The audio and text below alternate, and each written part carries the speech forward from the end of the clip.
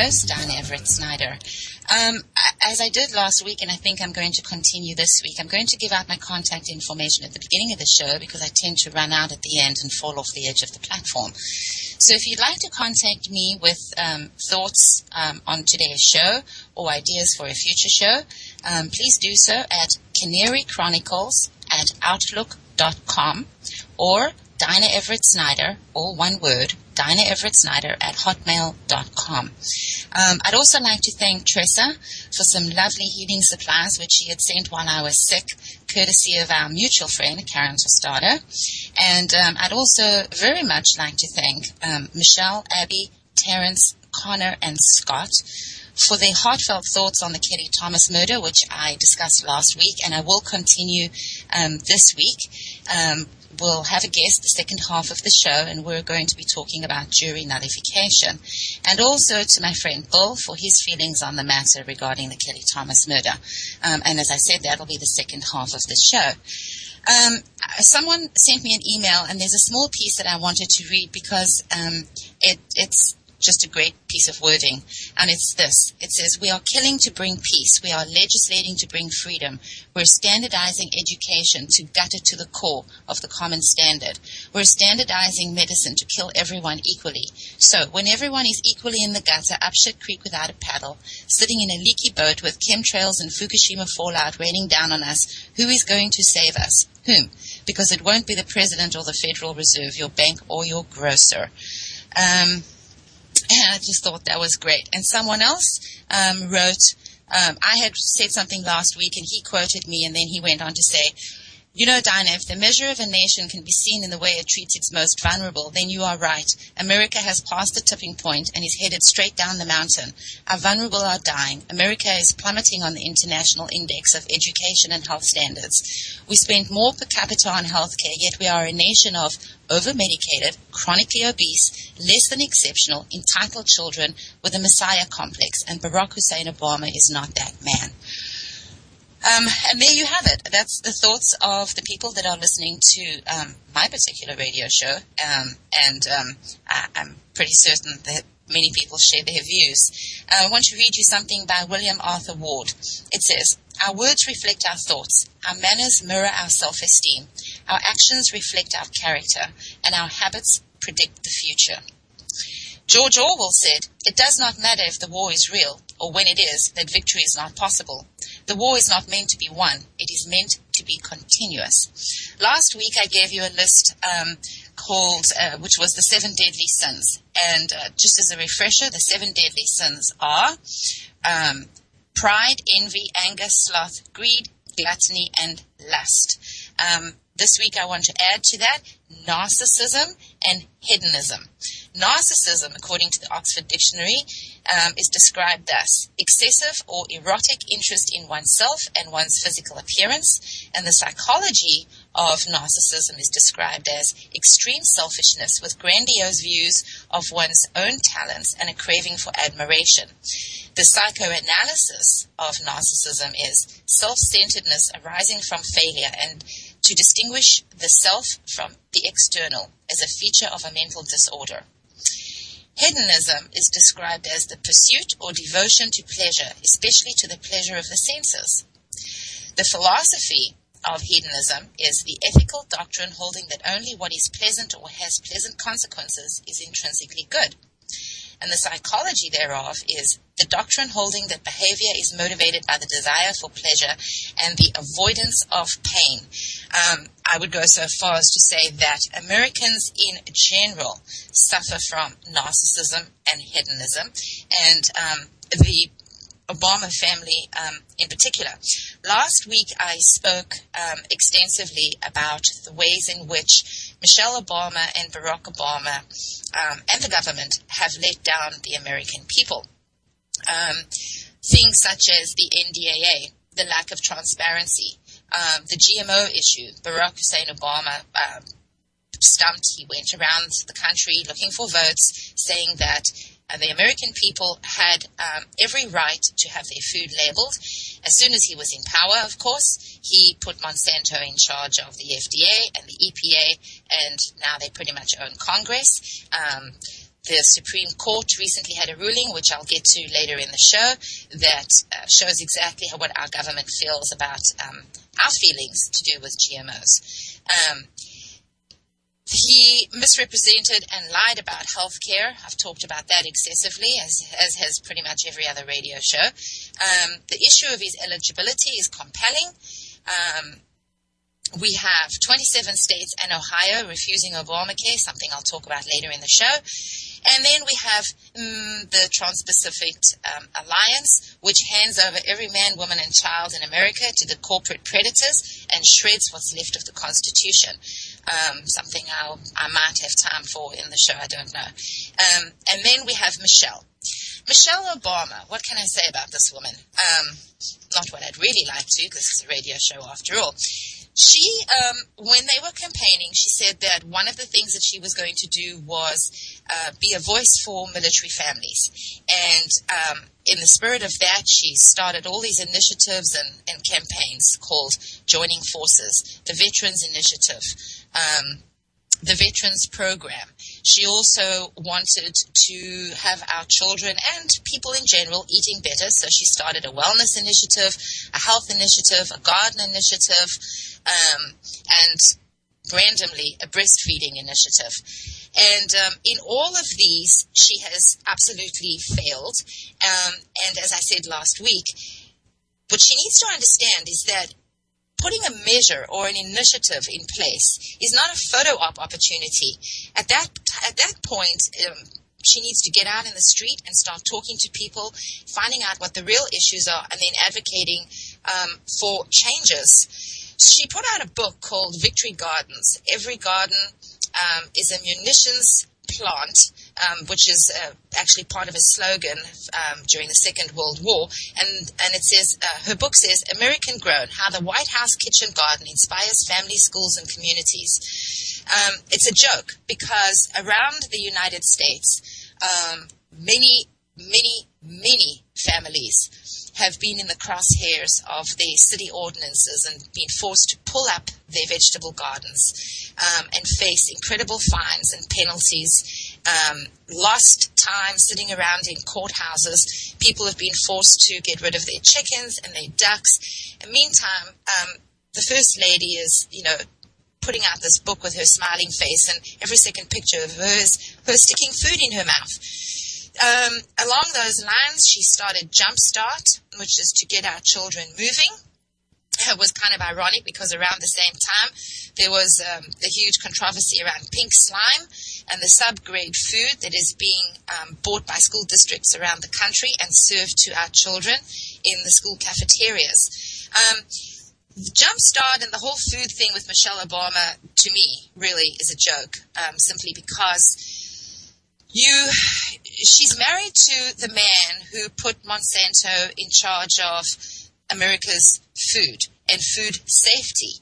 And she's obfuscating the issue, and she's completely misguided in this whole concept of healthy food, because until President Obama allows genetically modified foods to be labeled, and until they crack down on the things that are happening in our food industry and our farm belt, no one can eat healthily, and it doesn't matter how much you jump. It's like walking for the cure. We already have the cure for cancer, and it's not walking, I assure you. So the whole thing is just really ridiculous, and she's failed in every measure, and she should just sit down and be quiet now. The other thing that I spoke about last week was, I actually read this whole thing, and I'm not going to again this week, but Obama had said that one of the things that, two of the things that he has is a pen and a phone, and he wasn't scared to use it, which, for the president of America, who likes to think of themselves as the global power, for the president to stand up and reiterate the point that he has a pen and a phone is infantile and ridiculous and smacks of narcissism and hedonism, and idiocy, if you ask me. So, moving right along, I want to remind you that the Trans-Pacific Alliance has been fast-tracked, and you've got to know that there's something wrong with it when even our Congress is complaining that they haven't had a chance to see any of the paperwork to do with it. And so let me just move around some things on my desk. There's a site that you can go to. It's www.stoptpp.org, and I urge everyone to go there and look at what they have up there. You know, it's going to affect 800 million people plus. It's a free trade zone from Vietnam to Chile. It's 40% of all of our global economy, and it's a third of all trade. And it's not a trade document. It's a corporate mandate. It's a corporate takeover with the full might of our vested private for-profit corporations. There's enhanced freedoms to enter other countries and take natural resources. There's a very worrisome issue relating to internet freedoms through a backdoor of the Copyright Act, which was designed to stop pirating. It was an anti-piracy law, and it's being used and changed in order to bring about some very frightening changes to our internet freedoms. All the signaling countries, all the countries that sign up for this will be required to change their domestic laws to meet these enhanced mandates of the TPP. So I urge you to go there. I've been talking to people, and too many people don't know anything about this Trans-Pacific Alliance, which is being fast-tracked, by the way. So it's very important to get on it. Hagel has been very instrumental. He had a huge Asia-Pacific tour last year, and something you need to know is China has been excluded from the TPP. And Hagel has been going around and meeting with far too many people that haven't been reported by our news media here in this country. The other issue with Obama that I wanted to just recap is the UN Small Arms Treaty. I talked about that excessively last week. If you haven't, please go and look that up and read it. The language is not what it has been reported in the media at all. Now I want to talk about something else that, of course, Michelle Obama and Barack Hussein Obama are complicit in, and things that they stumped for when they were looking for your vote, and ways in which they have completely and utterly failed. And that is to do with our U.S. veterans. 22 military veterans die a day in the United States. I say this quite often on my show. It's a horrendous statistic, and what's important to know about this number is that more veterans are dying on the streets of America than have died in our wars, in our current wars. That is a frightening statistic. The number of active members of the U.S. military that are killing themselves now exceeds the number that are dying on the battlefield. Since the beginning of the Iraq War, twice as many members of the Texas National Guard have killed themselves as have been killed in combat. And according to one recent study, 22 veterans a day kill themselves in the United States. So this is a completely different number to the other 22. At this point, combat veterans account for about 20% of all suicides in the United States. The unemployment rate for our military veterans is significantly higher than for the population as a whole. This is especially true for our younger veterans. On any given night, approximately 200,000 military veterans are homeless in the United States. All over America, monuments that honor military veterans are crumbling and falling apart.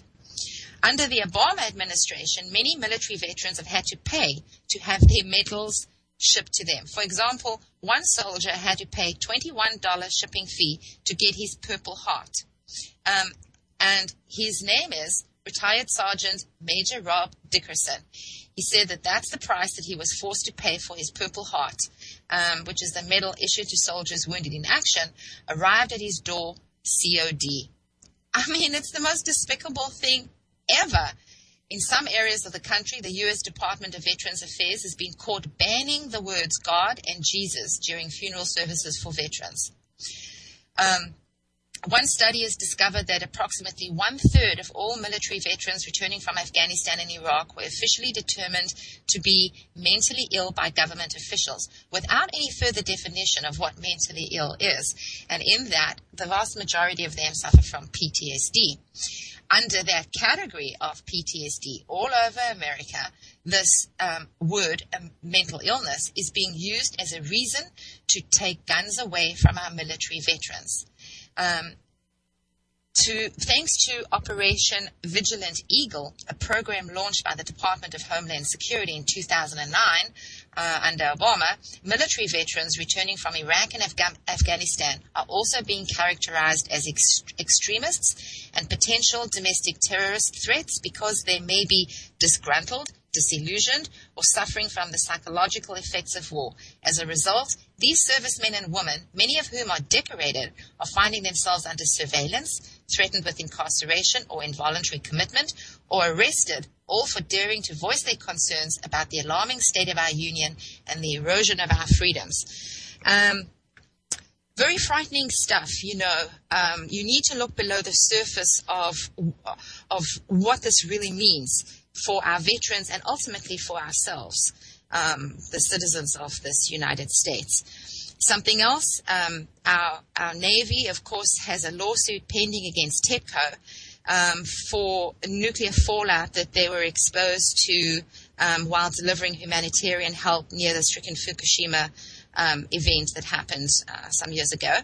And, you know, you have to ask yourself, we have military insurance for our military personnel, regardless of what department they're in. Why is it that these people have to follow a lawsuit of their own? Why is it that their military health insurance is not covering this? And why is it that since our president can get involved with the Trayvon Martin case and voice his opinion, he has yet to say anything about these irradiated sailors, the pending lawsuit, or their health coverage? I find it to be disheartening, despicable, and exactly in line with the way the U.S. has followed its policy towards its veterans since the very beginning, really. It's words. I am at loss for words. Doesn't happen often. So I've talked, of course, about the Unaffordable Health Care Act many, many times. And here is something that is allowing states to exempt themselves from Obamacare. You won't see this reported in the mainstream media. This is through Cornell University Law.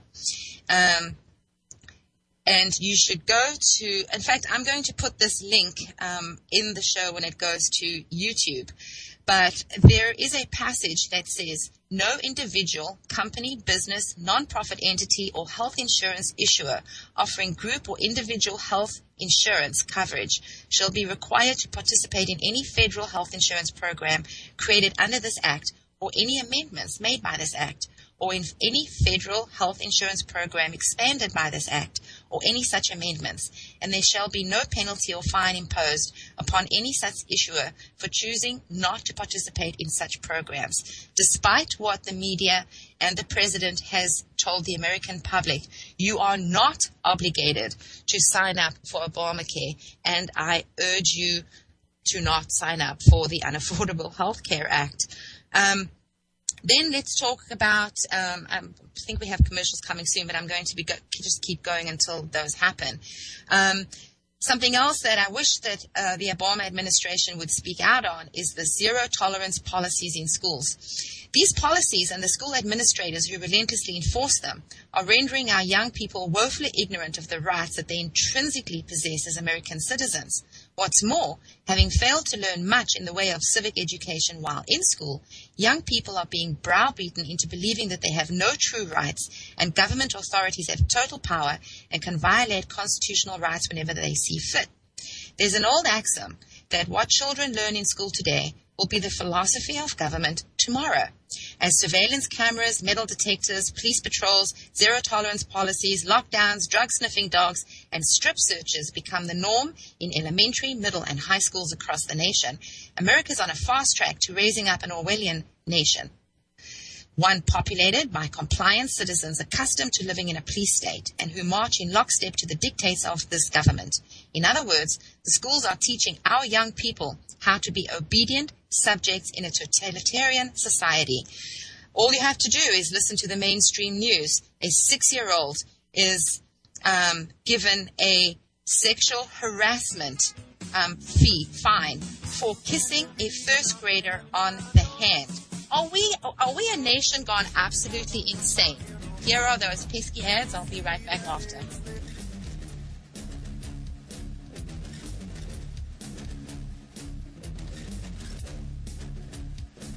Six-year-old Colorado boy who got suspended for kissing a girl in school on the hand. So did a zero-tolerance policy go too far? ABC's Clayton Sandell has the story. 6-year-old Hunter Yelton is a thief, the kind that steals kisses. We're doing reading group, and I made no one kissed on the hand. But that kiss on the hand didn't just get him a slap on the wrist. It got him suspended for a day and a serious charge on his record. I did something wrong. I feel sorry. Hunter's mom met with the principal at his Canyon City, Colorado school and says she was told her first grader's behavior amounted to sexual harassment. This is taking it to an extreme that doesn't need to be met with a 6-year-old. Now my son's asking questions. What is sex, Mommy? It should not ever be said sex in the sentence with a 6-year-old. Hunter admits he's been in trouble before, suspended for roughhousing. We have been working with him with the classroom disruption. He's been grounded for a while. But sexual harassment? How can you do this? How can you say this about my child? Remove sexual harassment. Remove it from his record. Overnight, the school superintendent said, "Our schools do not suspend a student for just a kiss on the hand. We have intervened on behalf of a little girl who wants the unwelcome behavior to stop." Hunter is now back to school. For Good Morning America, Clayton Sandell, ABC News, Denver.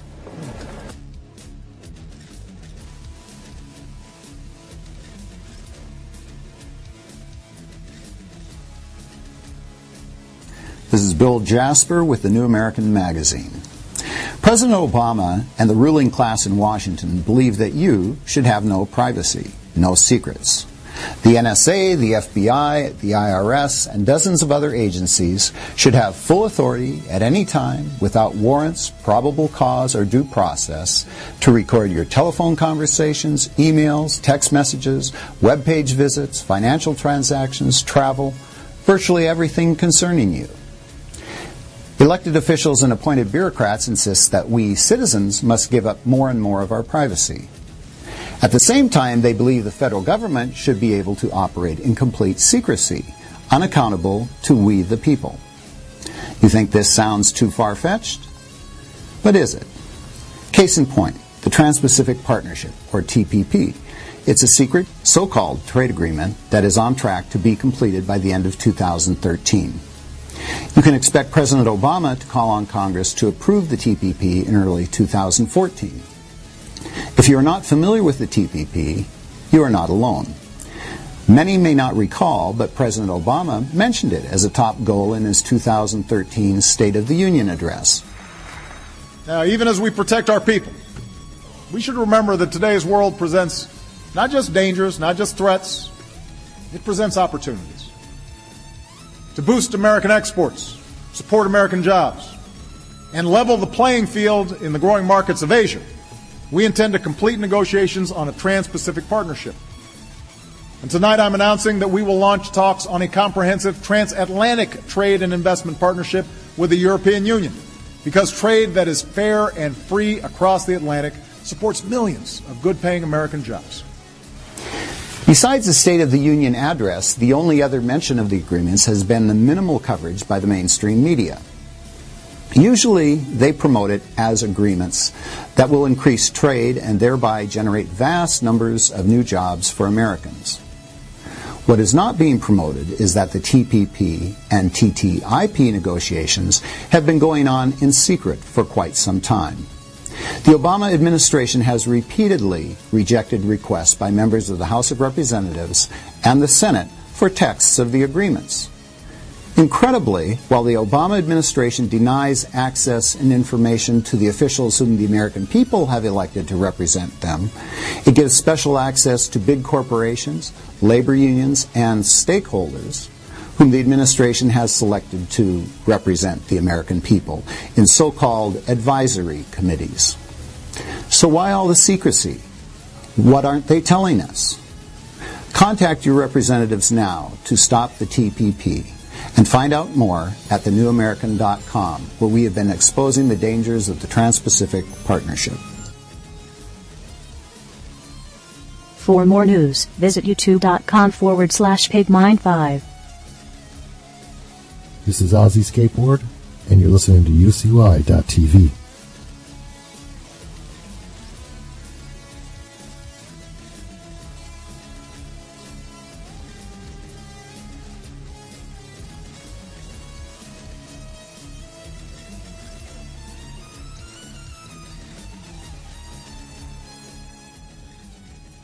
All right, let's move on with the second half of the show. We're going to talk about jury nullification. I want to read you something. In 2011, prosecutors charged Julian Hunkelman, a retired chemistry professor, with jury tampering because he stood outside the federal courthouse in Manhattan providing information about jury nullification to passers-by.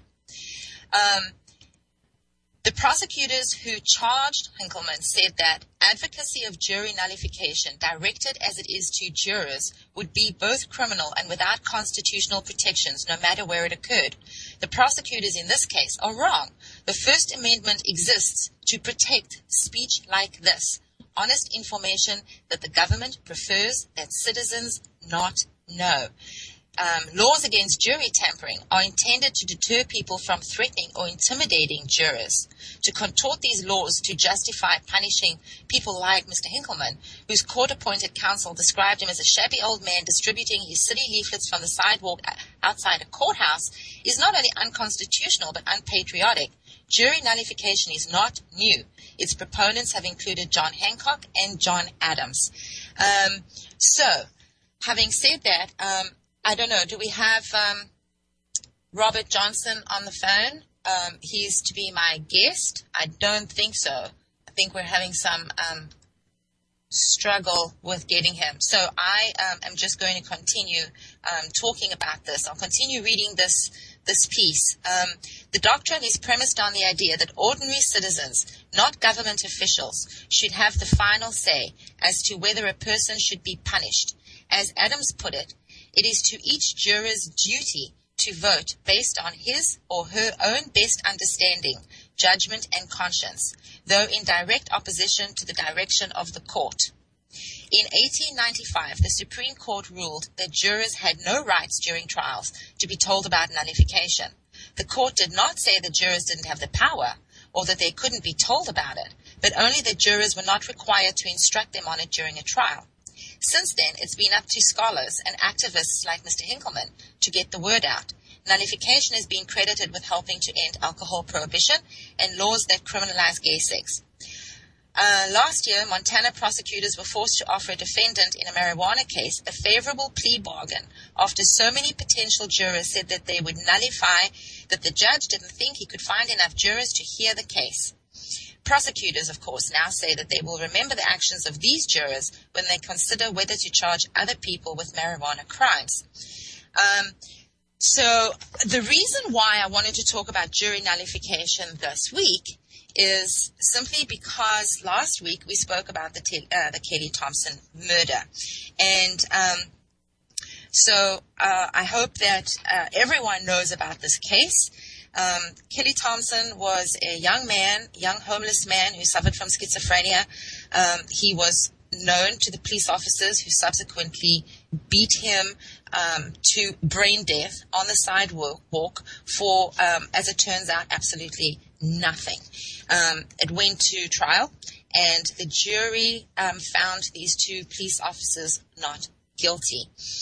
It's a very compelling case, and it's something that has really changed people's perception of the police in general.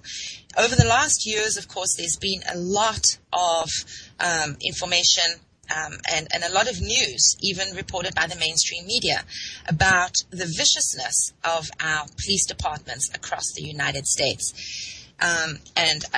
This is, of course, goes right into a book that I promote on the show called The Rise of the Warrior Cop by Rodley Balco. And it talks extensively in that book about the militarization of our police force and the training programs that are coordinated between police departments around this country and our military forces, where they have urban drills. They're training for domestic terror threats on the streets of suburbia. Now, when you train people to think like that, they are going to act that way. And the violence has been escalating frighteningly, absolutely frighteningly, and in my opinion and the opinion of many others, completely out of control. The sad thing about the Kelly Thomas acquittal is that it really now has given permission to these violent cops, these predatory cops in all these police departments. It has sent them a message that says, carry on. We have your back. That's essentially what this is. There's one cop in particular that I want to single out from the Kelly Thomas murder, and that is Officer Jay Cincinnati. He was on a $40,000 a year disability payment from another department. He was then hired full-time as an officer for the Fullerton Police Department. So his annual take-home pay is $120,000 plus. Of course, he was suspended during this trial and then fired after the public outcry. It was only after the public outcry that he was fired. But now that he's been acquitted, he's announced that he's seeking to get his job back. And of course, the Fullerton PD initially defended their officer's actions, and their training officer insisted that the attack on Thomas followed established procedures. Therefore, one can assume that Cincinnati has every reasonable expectation of being rehired. Thomas was tackled. He was hit with the baton multiple times. He was pinned to the ground. He was punched repeatedly, not just by two officers, but by a multitude of officers that descended like a horde of hyenas. He was punched repeatedly in the ribs, kneed in the head, tasered 4 times, and then struck in the face with the taser device 8 times. And Cincinnati, Officer Jay Cincinnati, of course, on the stand, conceded that he had beat Kelly multiple times in the face with the taser.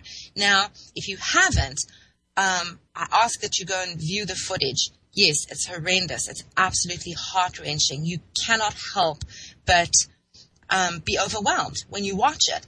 And I tell people, you should be overwhelmed, and you don't turn it off when you're overwhelmed. You have a moral, ethical, civil duty to watch this footage, because that could be you or one of your loved ones or your children on any given day of the week in any city across America.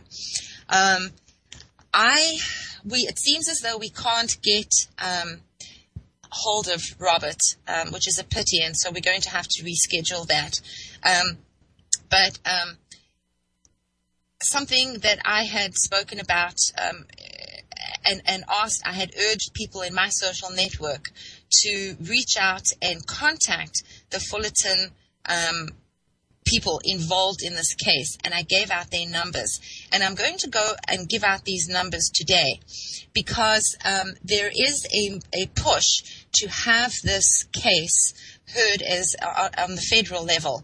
And I had actually contacted Senator Feinstein's office and spoken to a couple of her aides because I called twice. Wasn't happy with the first time. The first aide that I spoke to, she was young and rather ignorant, as they tend to be. And so I called a second time and got an equally young and equally ignorant aide. And that's something that really bothers me. You know, I call the White House switchboard. I call our various representatives, not only for California, which is where I live, but I call representatives for other states on various issues. And so help me, you can never get a hold of any of these people. So I don't know who they talk to in their state, regular people. Do they talk to any regular people in their state? Because when you call, and I have this from multiple sources, I have a group of people that help me reach out and try to reach representatives from various states and from California. And we can never get a hold of the representatives. But anyway, I digress.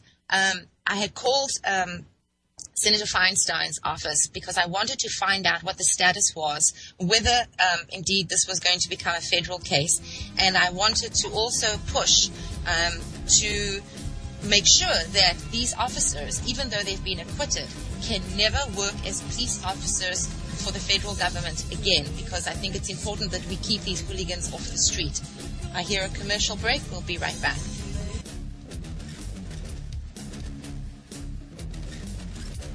Hugs and tears as two former police officers are found not guilty in the beating death of Kelly Thomas. Good afternoon. I'm Chuck Henry. And I'm Colleen Williams. We were in the courtroom this afternoon as those not guilty verdicts came down just about 1 hour ago and only one full day into jury deliberations. An emotional end to a case we've been following now for more than 2 years. NBC4's Vicki Vargas live at the courthouse in Santa Ana. Vicki has been on this from the very, very beginning. Vicki. You know, Colleen, it was interesting. It was tense. It was difficult for everyone involved in the courtroom. Before we went inside, Ron Thomas was the first to say he had a, quote, bad feeling about what here. His wife, former wife rather, was inside the courtroom next to him. She grabbed for a box of Kleenex. She then held hands with a representative from the district attorney's office as if they knew what was coming. And then there were many tears, a lot of emotion, as the clerk read the verdict and announced that they were not guilty on all 4 counts of the former officers. Despite the fact that he's my son, I've never in my life seen something this bad happen to a human being. And then to have it happen by on-duty police scot-free. So what this means is all of us need to be very afraid now. It's carte blanche for police officers everywhere. Can beat us, kill us, whatever they want, because it has been proven right here today. They'll get away with it. They'll get away with it. They got away with murdering my son. It's just not fair, so I guess it's legal to go out and kill now. What the prosecution referred to as its best evidence, that video which showed this beating, did not convince the jury beyond a reasonable doubt that the officers had gone above and beyond their scope of duties. What became clear in the part of the defense was that this was, in their words, department policy, that it was to a T as far as what these officers had been trained to do, and that Kelly Thomas was a suspect, someone they were trying to detain, quote, not beat. Again, the officers initially, one of them pounding his hand on the defense table, relieved that he would now not be facing 4 years behind bars. That was Jay Cicinelli. The other former officer, Manuel Ramos, waited for the jury to leave. He then leaned over and hugged his defense attorney. Now, there was a lot of security in that courtroom, at least a dozen bailiffs. Everyone involved was then let out in back doors. We did hear, as you saw, from Kelly Thomas's parents. We also heard from the prosecution, and they made a very surprising announcement regarding the third officer whose trial is about to begin. We will tell you more about what this verdict has as far as an effect on that particular case and have more reaction coming up at 6 o'clock. Live in Santa Ana, I'm Vicki Vargas, NBC4 News. This is a surveillance video. It was a violent beating that ended with a homeless man dead 5 days later. This is what it looked like in court today. 2 former Fullerton police officers acquitted on all charges in the death of Kelly Thomas. Now, we first brought you the verdict at 4 o'clock this afternoon when it was read in court. We're going to go back live to Vicki Vargas in Santa Ana. She has reaction from both sides in this very emotional case. Vicki. And that it was, Colleen. There was a lot of tension in that courtroom leading up to the moment when the clerk finally read those verdicts. But the 2 words we heard from the officer's lawyer tonight, relieved and thankful. He is describing their reaction. These are officers who literally broke down as those verdicts were read. There was a loud bang on the defense table, which you might be able to hear on the video. just at the moment as Jay Cicinelli was acquitted of both involuntary manslaughter and use of excessive force. The jury delivered the same not guilty verdicts for Manuel Ramos, who was facing 15 years to life in prison. Instead, it appears the jury agreed with the defense that both officers were doing what they were trained to do. Lawyers telling us that there was no malice involved, that they were simply detaining a suspect. Now, prosecutors have said it was the officers' actions that led to Kelly Thomas's death, a homeless, mentally ill man accused of initially breaking into cars at the Fullerton Transportation Center. There was mail found in a backpack. Initially, they thought it had been stolen. They claimed Kelly Thomas tried to run away, and that at one point, he actually tried to take a taser gun. These peace officers were doing their jobs. They were operating as they were trained, and they had no malice in their hearts. They were not out to get somebody that night. They were working. Despite the fact he's my son, I've never in my life seen something this bad happen to a human being. And then to have it happen by on-duty police officers, and then they walk scot-free. We had a fair trial. We gave the jury all of the evidence, and it doesn't make a lot of sense to me to try to do that again. Tony Rakoc was referring to the case yet pending against Joe Wolf, the third officer. He will not be charged any further. That case is being dropped. That was the news, perhaps, of the day. And looking back, this is now the end of the case that began 2.5 years ago. The jury deliberating just about 8 hours over 2 days.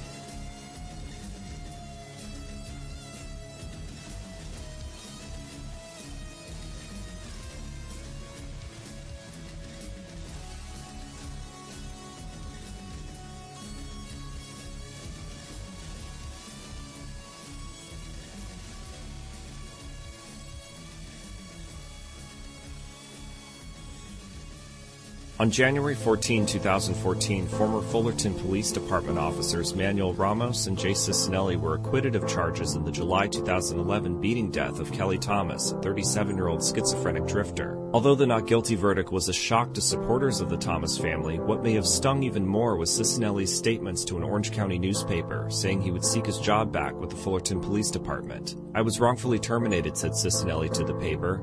"How do you argue with a jury of 12 who all agree on the same thing?" Residents and supporters showed up at Fullerton's City Council meeting January 21st to let the City Council members know how they felt about Cicinelli's rehiring. If this guy gets rehired, it's not going to be good for the city at all. Please do not hire those officers back.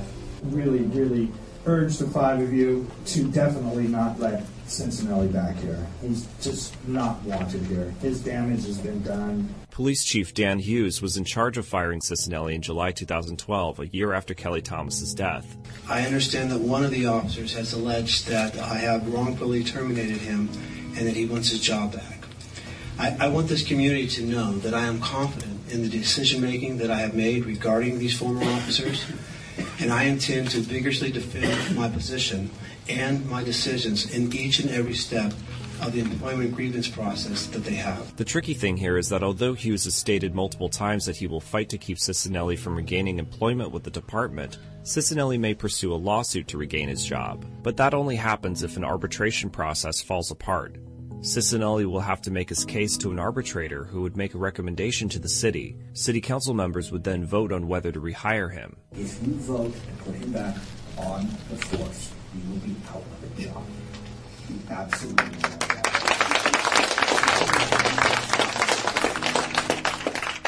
Hughes says the Fullerton Police Department has made a lot of changes and is still changing thanks to recommendations from an independent review of department policies. Any police officer who betrays the oath that they made to this department and betrays the oath that they make to this badge and what this badge represents, I will do everything in my lawful authority to ensure that they never have the privilege of wearing this badge again. Reforms aside, the Kelly Thomas incident is a weight many residents in the city still carry.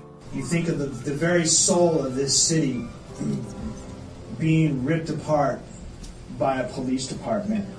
I think you will hear the screams of Kelly Thomas through these streets, especially in the downtown, forever. It will never go away.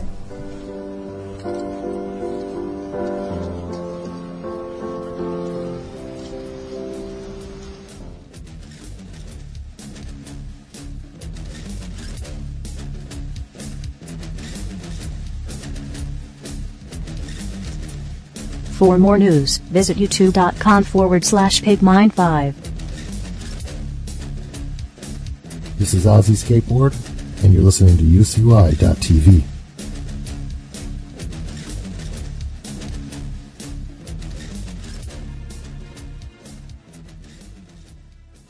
This is Diane Everett Snyder. We're unable to get a hold of Robert, so we're going to just continue. I'm going to continue talking about the Kelly Thomas case. I had mentioned before the break that I had called Senator Feinstein's office to find out what the status was on pursuing this as a federal case, and also to push for having these particular police officers involved with this incident never be rehired as police officers anywhere in the United States ever again. I think that aides in political offices are hired for their youth and their ignorance, because neither of the aides that I got a hold of admitted to knowing anything about the Kelly Thomas case, which I find hard to imagine. And the first one that I spoke to told me to write a letter to the senator, and I would be, and they would respond to me through the appropriate channels. I mean, you have to love it. Then I called the police department and the Fullerton Police Department, and tried to get a hold of the police chief, and was stalled. Couldn't get a hold of him. And my computer is down right now, which usually happens when I'm on the radio. So if I try and get out of this window to get the numbers, then I'm going to lose everything. So I was going to give out the numbers, but well, actually I have it written down somewhere else. Hold on a second. Okay, here you go. The Fullerton Police Department number is 714, that's the area code, 738-6800. And the police chief's name is Dan Hughes, and his direct line is 714-738-6825. Now, I urge everyone to be polite, but I urge people to call and let the police chief know that we don't want police officers who behave in this manner policing the streets of our country. Fullerton has been under attack by civil protesting, and actually made it illegal for protests for a while. I don't know if that order is still standing. The Fullerton City Mayor is Doug Chaffee, and you can reach him by going through this number, 714-738-6311, and that is the main office. So you can reach the city council members themselves, or you can go to their website and target them specifically. And I mean target in a nice way, not target them. Yikes. Let's see if there's any other numbers. Yeah, I should probably not give out Jason Sinelli's number. He's probably got enough troubles right now.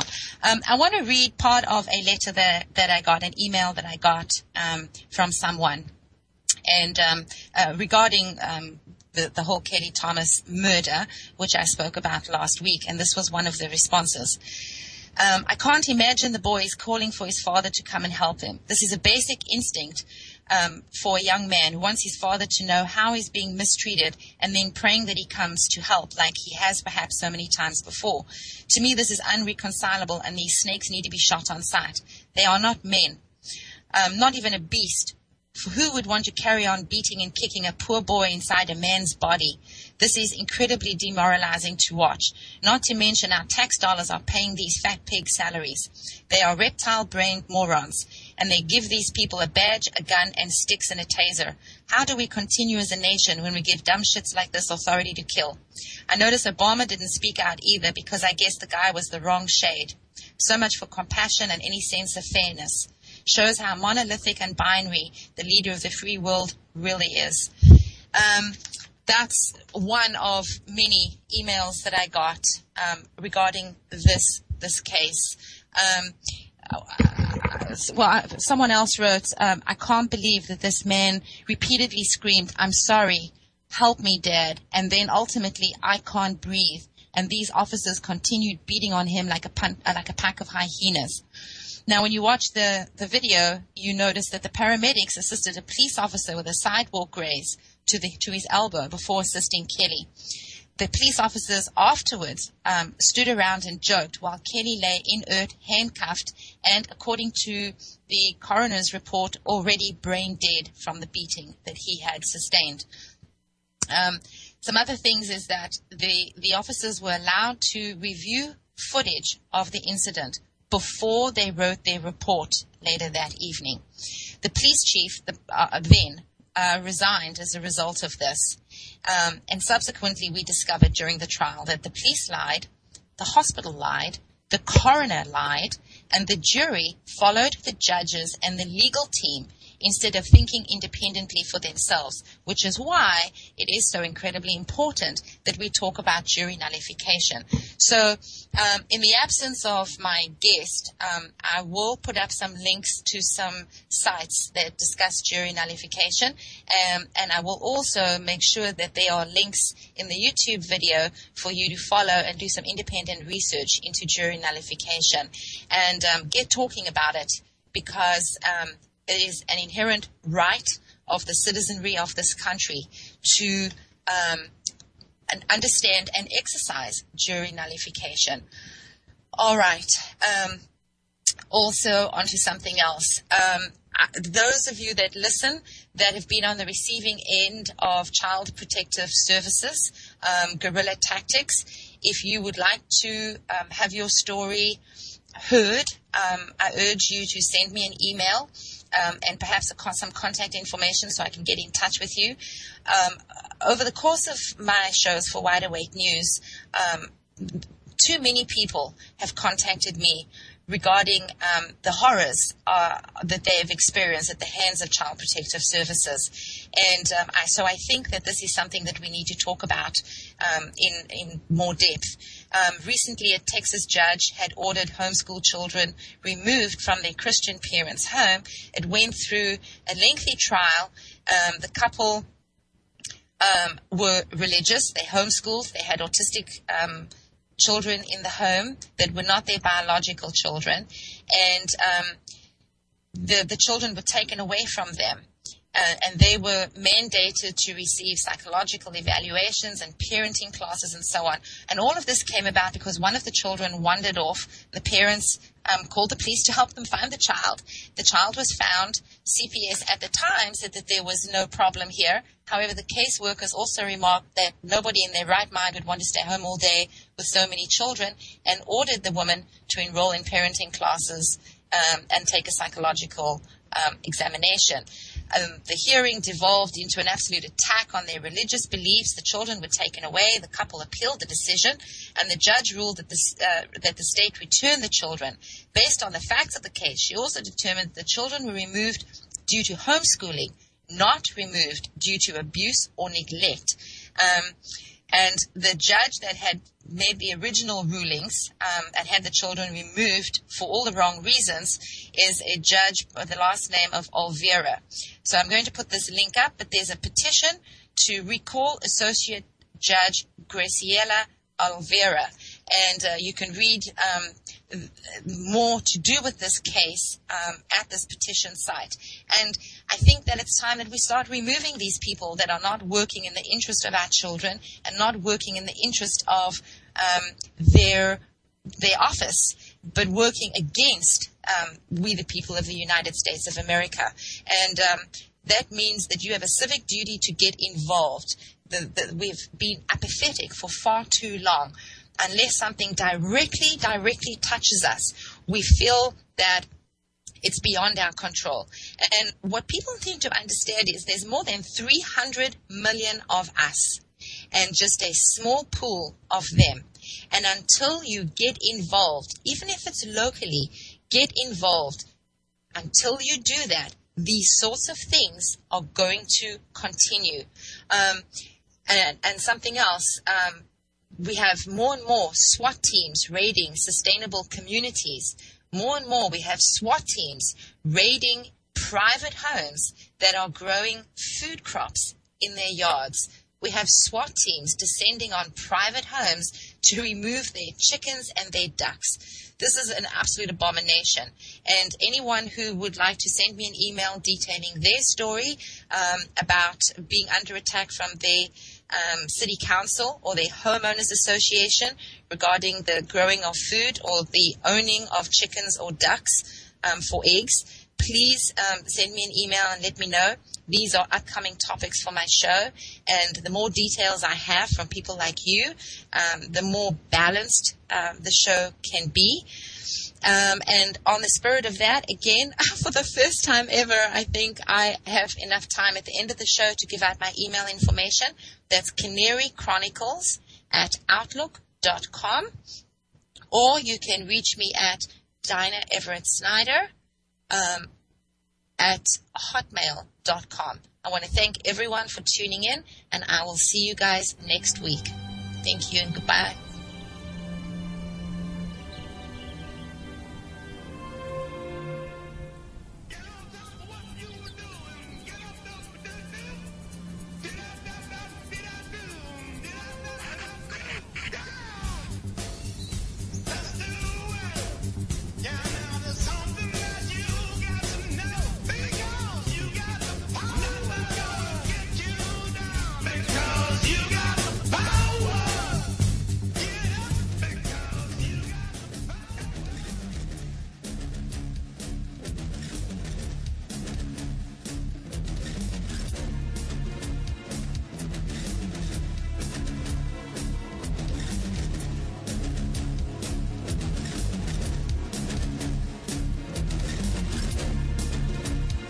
Fatal shooting at a Florida movie theater. A retired cop now charged with second-degree murder after shooting a fellow moviegoer who was texting during the previews. ABC Steve Osunsami is on the scene just outside Tampa. Good morning, Steve. Good morning, George. This is a high-end theater with incredibly comfortable leather chairs and waiters and waitresses who bring food and drinks to your seat. So it was quite a shock when someone pulled out a gun. They were there to watch a war flick, the hit movie Lone Survivor. A lot more than 10 guys. That's an army. But long before the gunfire got started on the screen, it was happening for real during the previews. Police say it all started when retired Tampa Police Captain Curtis Reeves, seen here wearing a white jumpsuit, got fed up with the couple on their cell phone in front of him and his wife. They say that 43-year-old Chattels, seen in this news report from 2011, and his wife Nicole, pictured on their Facebook pages, were reportedly talking loudly and texting away.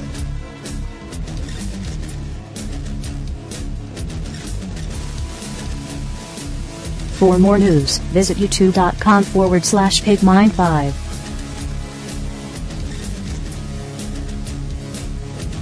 This is Ozzy Skateboard, and you're listening to UCUI.TV.